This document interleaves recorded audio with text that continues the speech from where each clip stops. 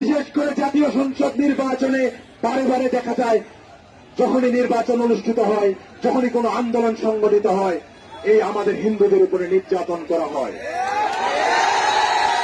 আমরা বারে বারে নির্যাতিত হই। আমরা আর নির্যাতন হতে চাই না। আমরা আজকে সুরক্ষা চাই। আজকে আমাদের হিন্দু সমাজের 4 দফা দাবি রয়েছে।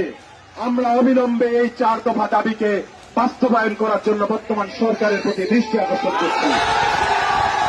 এই 4 দফা দাবির মধ্যে 1 নম্বর দাবি হল আমাদের সংখ্যালঘু সম্প্রদায়ের জন্য মন্ত্রণালয় গঠন করতে হবে। সংখ্যালঘুদের জন্য সুরক্ষা কমিশন গঠন করতে হবে। সেই সাথে আজ পর্যন্ত সংখ্যালঘুদের বিরুদ্ধে সংগঠিত সকল প্রকার হামলার প্রতিরোধে কঠোর আইন ও শাস্তিমূলক ব্যবস্থা গ্রহণ করতে হবে। সেই সাথে সংখ্যালঘুদের জন্য জাতীয় সংসদ ভবন অর্থাৎ পার্লামেন্টে 10% আসন থাকতে হবে।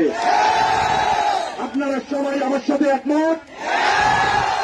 আমরা আজকে বাংলাদেশ সরকারের দৃষ্টি আকর্ষণ করছি।